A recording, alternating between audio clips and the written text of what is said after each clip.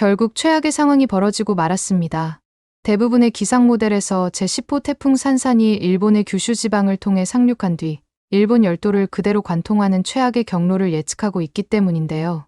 심지어 태풍 산산은 매우 강이라는 역대급의 위력을 가진 채 매우 느린 속도로 일본 상공을 지나갈 것으로 예측되다 보니 일본 내부에서는 특별 경보까지 발령된 상황입니다.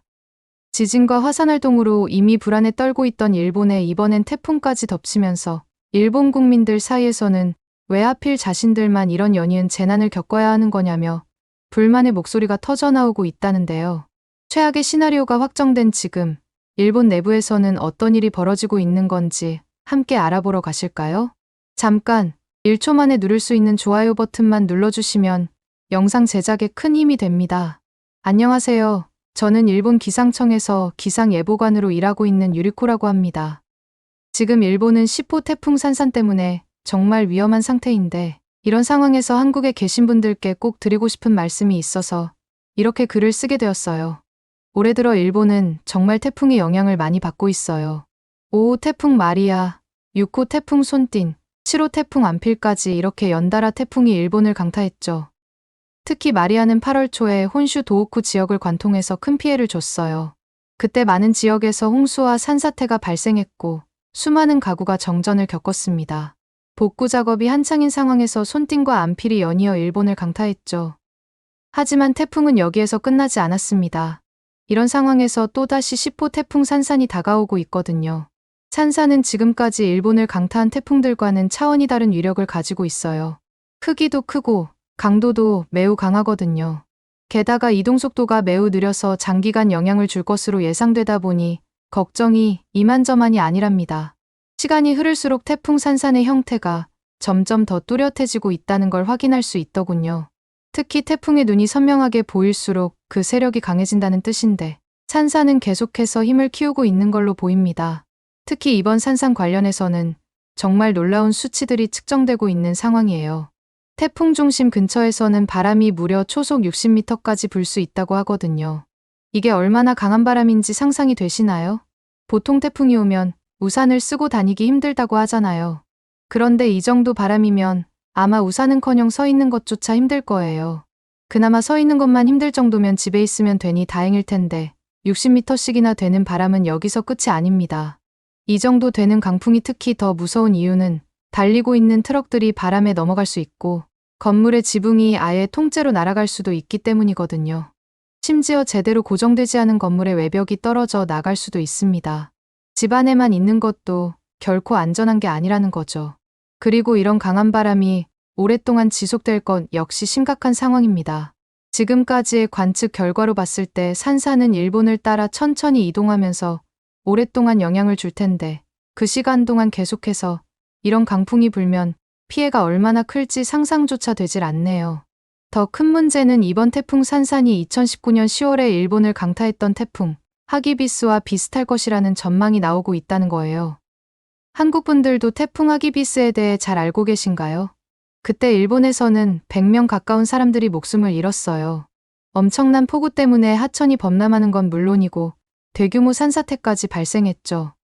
특히 나가노현에서는 하키마 강이 제방이 무너져 대규모 침수 피해가 있었어요. 도쿄도 심각한 피해를 입었습니다. 그때를 생각하면 아직도 가슴이 떨려요. 제가 그때 도쿄에 있었거든요. 하늘이 캄캄해지더니 갑자기 폭우가 쏟아지더군요. 순식간에 도로가 강으로 변했고 지하철역은 물에 잠겼어요. 많은 사람들이 집에 돌아가지 못하고 역사나 건물에서 밤을 새워야 했죠. 그때 느꼈던 무력감과 두려움을 잊을 수가 없네요. 그때 제가 일하고 있는 기상청은 많은 비난을 받았어요. 예보가 빗나갔다는 이유로요. 하지만 사실 저희도 최선을 다했답니다. 다만 자연의 힘이 저희가 예측했던 범위를 뛰어넘은 거죠. 그래서 이번에는 더욱 신중하게 그리고 적극적으로 대응하려고 하는 거고요. 하지만 현실적인 어려움이 있답니다. 이 부분에 대해서는 좀 더 뒤에서 말씀드릴게요. 아무튼 산산은 현재 규슈 남쪽 해역을 이동하면서 북상 중이에요. 기상청 내부적으로 각종 모델들을 통해 예측해봤을 때는 곧 규슈 중부 지역에 상륙할 것으로 예측됩니다. 그리고 처음에는 예상하지 못했지만 일본 열도를 따라 북동쪽으로 이동할 것으로 예측되기도 해요. 문제는 이 태풍의 강도와 속도인데요. 보통 태풍은 육지에 가까워지면 세력이 약해지는데 산사는 계속 강한 세력을 유지하고 있을 것으로 보이거든요. 게다가 현재 시속 5km 정도의 사람이 걸어가는 속도와 비슷한 매우 느린 속도로 이동하고 있습니다. 이 느린 속도가 왜 문제냐고요? 태풍은 육지에 상륙할 때까지 바다 위를 천천히 이동하면서 계속해서 수증기를 공급받고 있어요. 태풍을 마치 동물이라고 가정해보면 수증기는 태풍의 먹이나 다름없거든요. 이렇게 수증기를 흡수하면서 태풍이 점점 더 강해지고 있는 거죠. 현재 예측으로는 매우 강 등급까지 올라갈 것으로 보이는데 이렇게 강한 태풍이 느린 속도로 일본을 관통한다면 엄청난 양의 비가 내릴 거예요. 일부 지역에서는 1000mm가 넘는 강수량이 예상될 정도입니다. 이 정도면 저는 살면서 겪어본 적이 없는 비의 수준이에요. 심지어 더욱 절망적인 게 미국 GFS 기상 모델에 따르면 다음 주까지도 규슈 지역에 계속해서 머무른다는 예측 결과도 있더군요. 어떻게 되든지 큰일 난 건 확실한 상황입니다. 이런 위험한 상황에서 저희 일본의 자위대와 경찰들이 정말 열심히 일하고 있어요. 사람들을 대피시키고 피해를 수습하기 위해 온갖 방법들을 사용하고 있죠.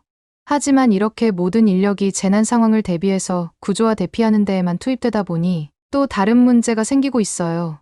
바로 치안 공백이 생긴다는 거죠. 아니나 다를까 최근 들어 빈집털이나 사기 같은 범죄가 늘어나고 있거든요. 재난 상황을 악용하는 나쁜 사람들이 있는 모양이더라고요.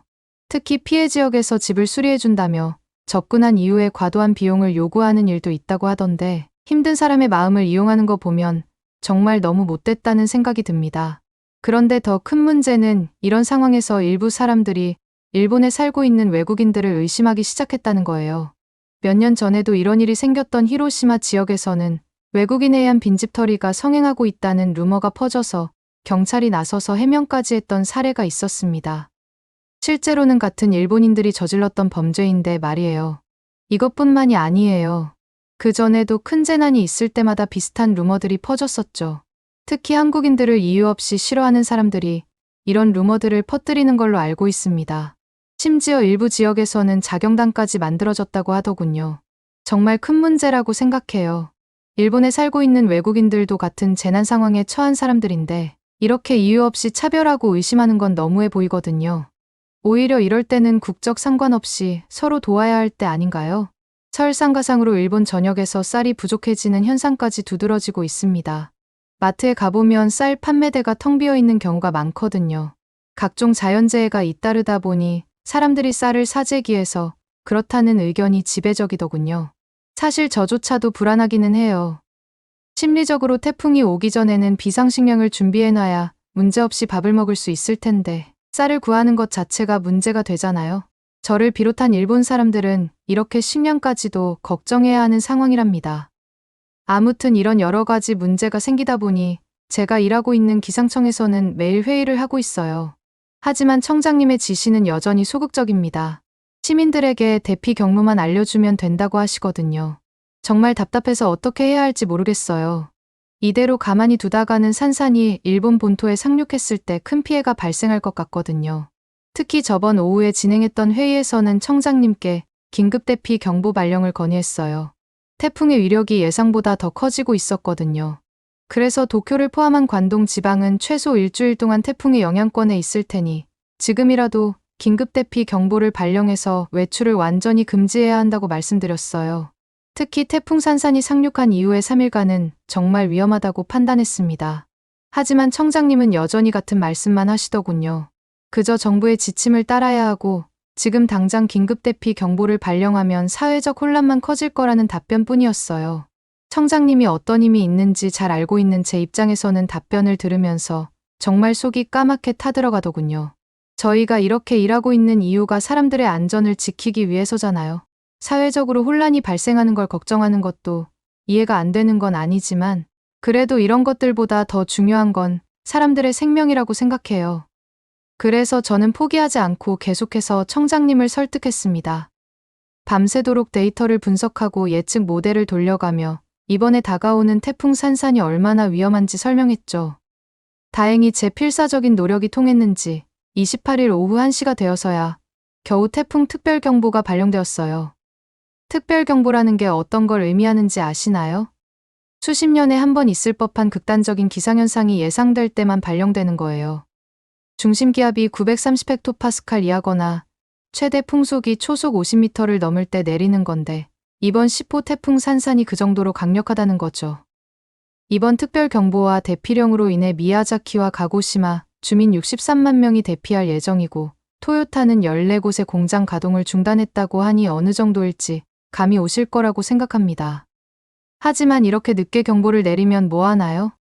태풍에 제대로 대비하려면 최소 며칠의 시간은 필요한데 말이에요. 이미 늦은 것 같아서 너무 속상해요. 사람들이 대피할 시간도 부족하고 필요한 물품을 준비할 여유도 없을 거고요.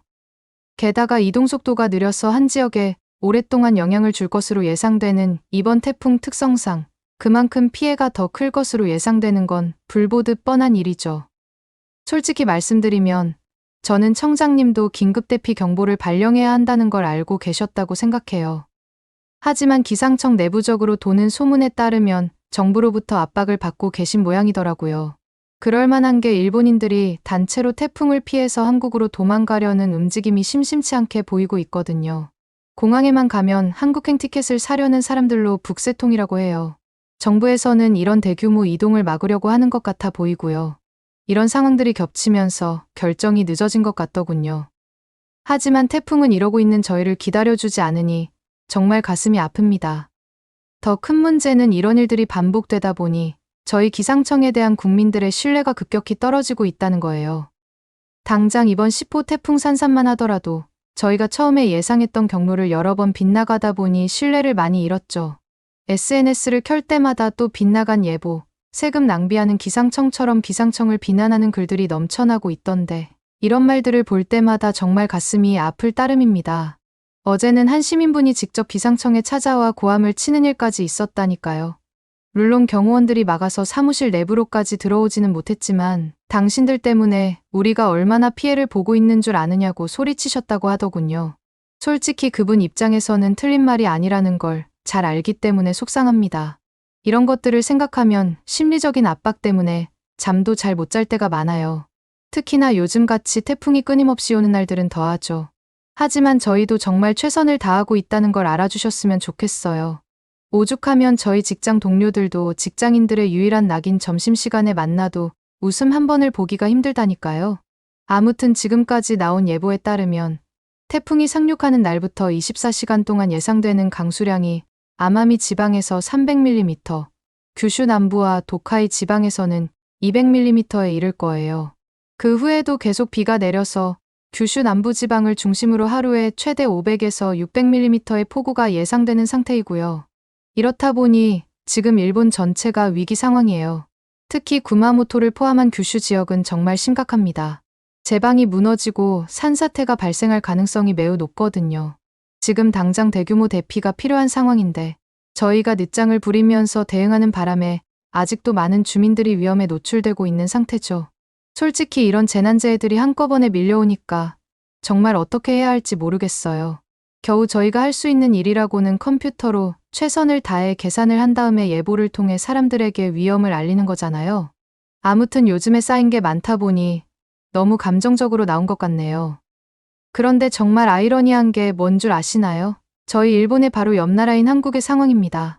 저희는 이렇게 위험한 상황에 처해 있는데 한국은 그저 더위만 걱정하면 되니까요. 게다가 이번 10호 태풍 산산이 지나가면 한국의 더위도 누그러질 가능성이 큰 상황이랍니다. 어제 한국에서는 예보를 어떻게 하고 있나 보고 있는데 태풍 소식을 전하면서도 한국은 직접적인 영향권에서 벗어나 있다고 하더군요. 그리고 태풍이 지나간 후에는 북풍이 불어와 무더위가 꺾일 전망이라고 하는 거 아니겠어요? 그걸 보고 정말 부러웠습니다.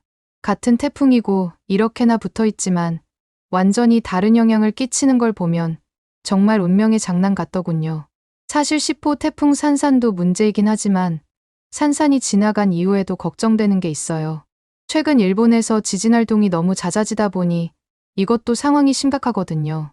지난 8일 규슈 남부 미야자키현에서 규모 7.1의 큰 지진이 있었어요.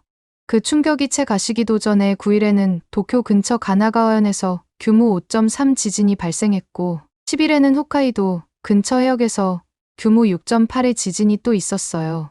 그리고 19일 새벽에는 이바라키현에서 규모 5.1 지진이 발생했죠. 이렇게 짧은 기간에 이렇게 많은 지진이 발생한 적이 있었나 싶어요. 기상청에서 일하면서 이런 데이터를 누구보다 많이 접하다 보니 보통 사람들보다도 몇 배는 불안하답니다. 이렇게 지진이 자주 발생하는 걸 보면 수많은 전문가들이 우려하던 난카이 대지진이 정말 머지않은 것 같아요. 제가 일하고 있는 기상청에서도 당연히 이런 상황들을 예의주시하고 있고요. 특히 미야자키현의 큰 지진 이후에는 난카이 해구 지진에 대한 주의 정보를 처음으로 발표했을 정도로 상황이 심각합니다. 일본에서는 이런 자연재해들을 계속해서 겪다 보니 SNS를 들어가 보면 정말 황당한 얘기들이 많아요. 한국에서 태풍을 만들어 보내는 거 아니냐는 얘기부터 왜 한국은 일본 바로 옆인데도 태풍의 피해를 받지 않느냐는 의혹까지 말이에요. 기상예보관으로서 이런 말들을 들으면 정말 답답합니다. 이건 완전히 근거 없는 억측이니까요. 아무리 기술이 많이 좋아졌다고 하더라도 어떻게 태풍을 만들겠어요? 일본이 태풍에 하도 많이 시달리다 보니 사람들이 이런 말도 안 되는 의혹까지 제기하는 거니까 한국 분들이 이해 좀 해주세요. 그리고 저는 왜 일본의 자연재해 얘기를 할 때마다 한국 얘기가 나오는 건지 그 사고방식 자체가 정말 이해가 안 돼요. 일본이랑 한국은 엄연히 다른 나라이고 아무 상관이 없잖아요? 이런 식으로 비교하는 게 오히려 다른 일본 사람들만 더 비참하게 만드는 것 같아요. 사실 제가 사는 일본 사람들 중에는 이런 상황들 때문에 너무 지쳐서 지진, 태풍 없는 나라에서 살고 싶다고 말하는 분들도 많아요. 매년 잊을만 하면 자연재해가 반복되다 보니 스트레스가 정말 크거든요. 저도 마음 같아서는 일본을 떠서 한국에 가고 싶지만 그래도 어쩌겠어요. 제가 해야 할 일들이 이렇게 산더미처럼 쌓여 있는데 말이에요. 저희 부서 같은 경우에도 며칠째 교대 근무를 하면서 24시간 체제로 운영되고 있거든요. 그렇게 바쁘면서 이런 걸 쓸 시간은 있냐고 생각하시는 분이 계실 것 같은데 일본 기상청 안에서 돌아가는 일들을 보면 도저히 여러분들께 말씀을 드리지 않을 수 없었답니다. 아무튼 다들 긴장한 상태로 각자 자리에서 상황을 모니터링하고 있죠. 저도 계속해서 새로운 데이터를 분석하고 예측 모델을 갱신하는 일을 하고 있어요. 어제도 밤새 일하면서 모델을 돌렸는데 돌릴 때마다 제발 태풍이 약해지거나 경로가 바뀌기를 하는 희망을 가지기도 한답니다. 하지만 현실은 제가 원하는 대로 돌아가지 않더군요. 오히려 산산의 강도는 점점 더 강해지고 경로는 마치 일본의 횡단열차 노선 마냥 정확하게 일본을 따라가게끔 예측되니까요. 솔직히 이런 상황들을 보다 보면 여러 가지 생각이 들어요. 우리가 이렇게 노력해도 자연의 힘 앞에서는 아무것도 아닌 건가 싶기도 하고 하필 왜 내가 살고 있는 일본만 이런 시련들을 겪어야 하는 걸까 싶기도 하고요. 이러다 보면 이 일을 그만둬야 하나 하는 생각도 든답니다. 그래도 제가 아니면 누가 또 이런 일을 하겠어요? 그리고 한국 분들께 말씀드리고 싶은 게 있어요. 만약 이번 태풍 산산으로 인해 저희 일본이 정말 큰 피해를 입게 된다면 저희 힘만으로는 감당하기 어려울 수도 있어요. 그럴 때는 일본과 가장 가까운 이웃 나라인 한국의 도움이 정말 중요할 것 같습니다.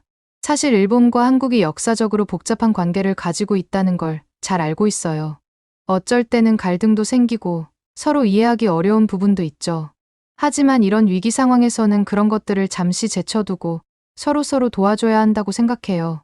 동일본 대지진 때도 한국 분들이 얼마나 열심히 도와주셨는지 저는 잘 알고 있답니다. 그때 한국 구조대원들이 일본에 와서 헌신적으로 구조 활동을 해주셨다는 소식을 접했거든요. 다른 나라 구조대들이 하나둘 철수할 때도 한국 구조대는 끝까지 남아 도와주셨더군요. 일본인으로서 그때 정말 감동받았고 한국에 대해서 편견이 있었던 제 자신도 반성하게 되었답니다. 그런데 그때 도움받았던 일본이 이번에도 큰 위기와 맞닥뜨린 상황이에요. 물론 그런 일이 일어나서는 안 되겠지만 만약 정말 최악의 상황이 온다면 다시 한번 한국의 도움을 받을 수 있을까요? 한국은 일본과 비슷한 자연환경을 가지고 있어서 태풍에 대응한 경험도 많고 지리적으로도 가까우니 빠르게 일본을 도와주실 수 있을 거라고 생각하거든요. 그리고 최근에 한국과 관련된 감동적인 일화가 세계로 퍼지며 전 세계로부터 극찬이 쏟아지고 있는 상황이었고 저도 얼마 전에 이 소식을 접할 수 있었답니다. 전 세계의 언론사들은 한국인의 행보가 많은 국가에게 큰 감명을 주었다라며 일제히 호평을 하고 있는 상황인데요. 해당 소식에 대하여 좀 더 자세히 살펴보기 위해 제 이야기는 이만 줄이겠습니다. 얼마 전 국내에 충격적인 사건이 발생했습니다. 아픈 아내의 귤 한 봉지 사줄 수 없어 참전용사 훔치다 적발. 부산의 한 마트에서 80대 참전용사가 식료품 훔치다 적발. 쪽방에 컵라면 신세, 생활고 겪는 참전용사들. 70여 년 전 조국 우리의 목숨을 바친 6.25 참전용사들이 처참한 현실 속에서 괴로운 삶을 살다 생을 마감한다는 충격적인 소식이었습니다. 실제로 무너질 듯한 집안과 폭염 속에서 씻지조차 못하는 열악한 환경에 사는 그들의 근황은 모두를 경악하게 만들기도 했는데요. 그런데 최근 한 한국 기업이 이런 영웅들의 삶을 개선할 대대적인 프로젝트를 발표하며 세계적으로 주목을 받게 됩니다. 이 기업은 실제로 전국의 방방곡곡, 전 세계 참전국을 발로 뛰며 후원을 하고 있던 상황이었으며 오랜 시간의 고민을 통해 그 결과물로 현실적 예우를 실현할 방법을 생각해낸 것인데요. 인프레쉬, 이곳은 한국전쟁 당시의 태극기가 새겨진 이 카드 단 한 장으로 서울, 경기, 부산 등 전국에 지정된 식당에서 참전용사들이 무료로 식사를 제공받을 수 있는 파격적인 프로젝트를 발표했습니다. 인프레쉬는 작년 시각장애인들의 일상을 위해 전국 식당, 카페를 대상으로 점자 메뉴판을 무료로 배포하는 프로젝트를 진행한 바 있습니다. 해당 식당과 카페들은 당시에 점자 메뉴판을 무료로 제공받았던 곳들로 이 점포들과의 협업을 통해 전국의 생활고를 겪고 있는 참전용사들이 카드만 내밀면 무료로 식사를 제공받을 수 있도록 한 것이며 이와 관련된 모든 비용을 자신들이 부담할 것임을 약속했는데요. 그야말로 한국 역사상 이례적인 지원이라고 할 수 있는 것이죠. 충격적인 건 인프레쉬라는 기업은 소수의 인원으로 운영되고 있으며 적자 속에서 어려움을 겪고 있다는 사실입니다. 그럼에도 한국인이라는 이유 단 하나만으로 어마무시한 추진력을 보이고 있는 것이죠. 또한 인프레쉬는 기업명이 아닌 대한민국 국민들의 이름으로 무수한 후원을 이어왔습니다. 시력을 잃어가는 에티오피아 참전용사에게 병원을 빌려 대규모 수술 지원을 비롯해 전쟁 중 다리를 잃은 참전용사에게 전동 휠체어와 의족을 착용해 일어서는 기적의 순간을 선물로 주고 70년 만에 참전 사실이 밝혀진 태국 참전용사에게는 후원금 전달과 손자 손녀들에게 장학금을, 국내 참전용사들을 위해선 주거 개선, 전자제품, 식비, 콜택시 지원 등 마치 365일이 국경일인 듯 보내왔습니다. 천년에 한 번 나올까 말까한 기업이다. 국가가 해야 할 일을 기업이 대단하다. 현재 선한기업의 표본을 보여주는 인프레쉬에 수많은 한국인들이 용기를 잃지 말라며 응원을 보내고 있으며 실제 홍성우, 유은주, 이재국, 최순규 등 평범한 한국인 한 명 한 명이 모여 수많은 참전용사들에게 함께 기적을 전하고 있습니다. 지금 이 순간에도 인프레쉬는 역사를 담아낸 특별한 후원 굿즈를 출시하며 또 다른 시작을 준비 중에 있습니다. 조국을 위해 전장에 뛰어든 참전용사들의 간절한 염원과 참전 의지가 새겨진 경주학도병 서명문 태극기를 그대로 구현해낸 것인데요. 우리의 죽음은 역사의 꽃이 되다. 조국을 위해 희생정신. 17세 붉은 피 오직 조국에.